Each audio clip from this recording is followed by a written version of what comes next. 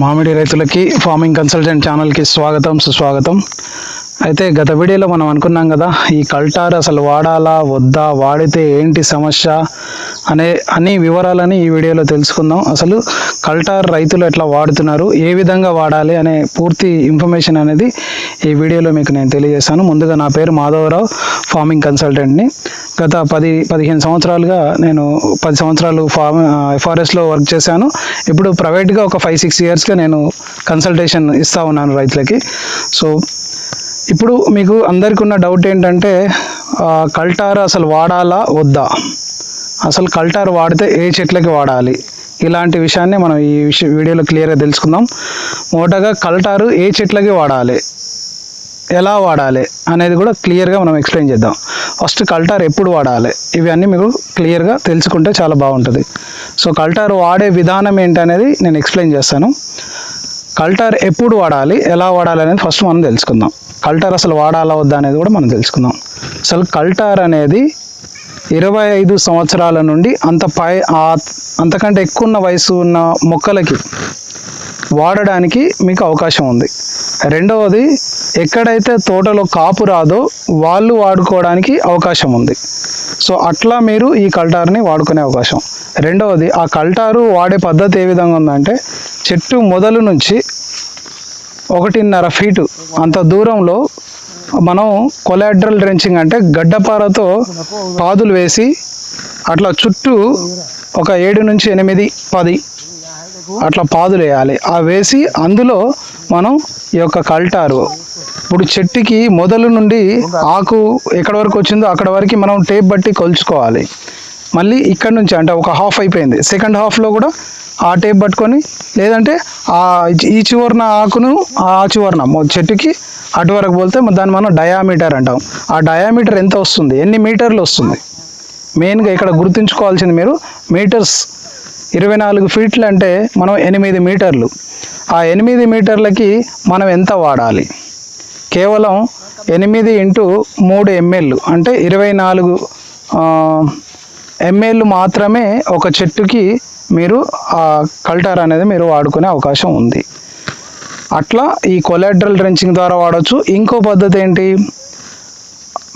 మొదలు నుంచి మీటర్ అంటే ఒక 1.5 ఫీట్ దూరంలో మీరు బకెట్లో మనం చెప్పిన రికమెండేషన్, ఇప్పుడు 8 మీటర్లకైతే 3 ml అనుకొని ఖచ్చితంగా ప్రతి చెట్టుకి ఆ కొలత మీరు మెజూర్ చేయాల్సిందే.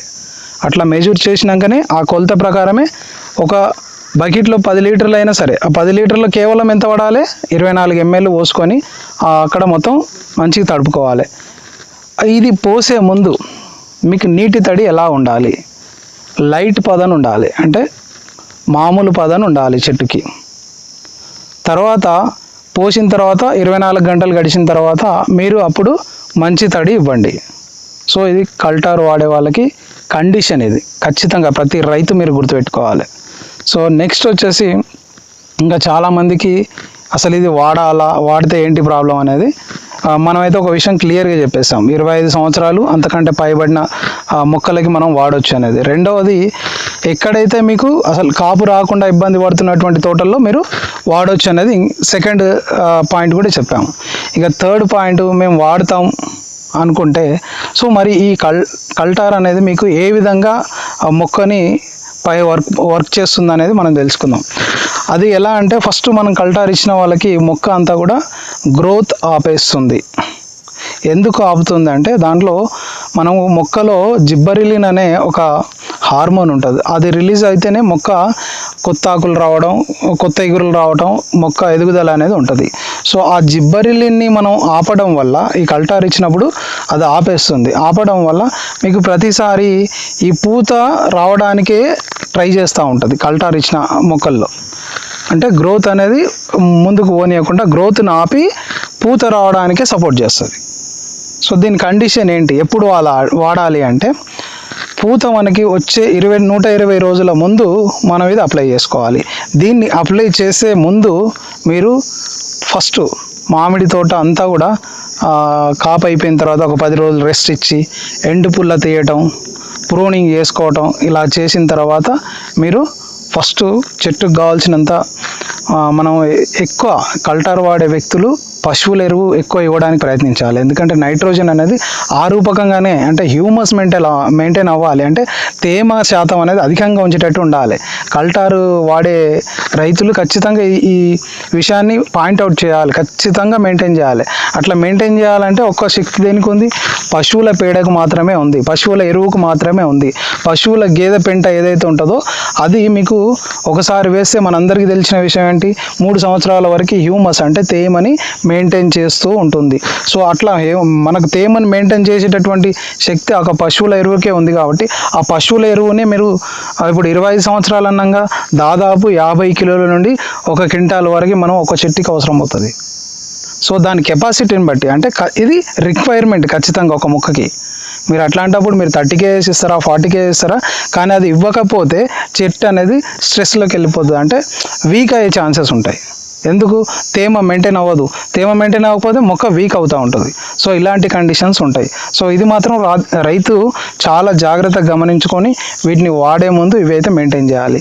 వీటితో పాటు మనం ఫర్టిలైజర్స్ ఇస్తాం కదా, ఆ ఫర్టిలైజర్స్ కూడా మీరు పొటాష్ ఇవ్వాల్సిందే, యూరియా ఇవ్వాల్సిందే, అట్లే ఫాస్ఫరస్ ఇవ్వాల్సిందే.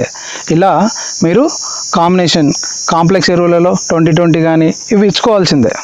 అంటే వీటిలో ఏది ఇచ్చినా మనం ఇప్పుడు 25 సంవత్సరాలు అన్నాం అనుకోండి, మీకు దాదాపు 2.5 కిలోలు ఏది యూరియా, 2.5 కిలోల పొటాషు, 2.5 కిలోల ఫాస్ఫరస్, ఇలా 3 అంటే మీకు దాదాపు ఎంత పడుతుంది, 2.5 ఫాస్ఫరస్ 2.5 కిలోలు అంటే మొత్తం ఒక చెట్టుకి 25 సంవత్సరాల దానికి 7.5 కిలోల ఫర్టిలైజర్ మనం వేస్తే వీటితో పాటు మీకు జింక్ ఉండాలి, సల్ఫర్ ఉండాలి, మెగ్నీషియం ఉండాలి, కాల్షియం ఉండాలి, ఐరన్ ఉండాలి. ఇలా మనకి మైక్రోన్యూట్రియంట్స్ అన్నీ కూడా మొక్కకి అవైలబుల్లో ఉండాలి. కాబట్టి ఇవి కూడా మీరు 100 గ్రామ్స్ to 150 గ్రామ్స్ వరకు ఒక మొక్కకి పాదుల్లో వేసి కప్పి పెట్టుకోవడం మంచిది. ఇట్లా మీరు మెయింటైన్ చేయగలగాలి ఎవరైతే ఈ కల్టార్ వాడాలనుకుంటున్నారో వాళ్ళు. అట్లే వీటితో పాటు మీరు రెగ్యులర్గా చేయాల్సినటువంటి స్ప్రేలు కూడా చేయాల్సి వస్తుంది. ఆ స్ప్రేలు కూడా ఖచ్చితంగా చేయాలి. రెండవది, మీరు ఇది ఎప్పుడు వాడాలి అనేది ఇప్పుడు మీకు ఆగస్టు 2వ వారం నుంచి లేదంటే చివరి వారం, సెప్టెంబర్ మొదటి వారం, ఇలా ఈ టైం అనేది మీకు పర్ఫెక్ట్. 2 తెలుగు రాష్ట్రాల్లో ఈ కల్టార్ వాడకం అనేది రోజు రోజుకు పెరుగుతూ ఉంది. సో దానిపైన మీకు అవగాహన రావడం కోసం ఈ వీడియో అనేది చేయడం జరిగింది. సో మన పక్కనున్న రాష్ట్రాలు కర్ణాటక, తెలంగాణలో కూడా దీని యొక్క వాడకం పెరిగింది. సో వాటిని దృష్టిలో ఉంచుకొని మీకు ఈ అవగాహన వీడియో అనేది నేను చేయడం జరుగుతుంది. కొంతమంది రైతులు మే చివరిలో కూడా కల్టార్ని వాడకం జరుగుతుంది. సో కల్టారు వాడాలి అంటే ముందు ఈ ఫర్టిలైజర్స్, పశువుల ఎరువు అనేది వేసుకున్న తర్వాత కల్టారు వేసుకోవడం అనేది ఉత్తమమైంది. ఇలా మీరు ముందు వేసుకొని తర్వాత ఫర్టిలైజరు, పశువుల ఎరువు వేయడం వల్ల మీకు వచ్చే కొత్త ఎగురులు కూడా వచ్చే ఛాన్సెస్ ఉంటాయి. సో మీరు కల్టార్ వాడడం అనేది కేవలం మన యొక్క ప్రొడక్షన్ 2 పెంచుకోవటం, అంటే కాప్ అనేది హైయెస్ట్గా రావడానికి, ఈల్డ్ అనేది సెట్ అవ్వటం కోసం ఇది వాడుతున్నారు రైతులందరూ. సో అది ఎలా వాడాలనేది మనం ఈ వీడియోలో చూస్తూ ఉన్నాము.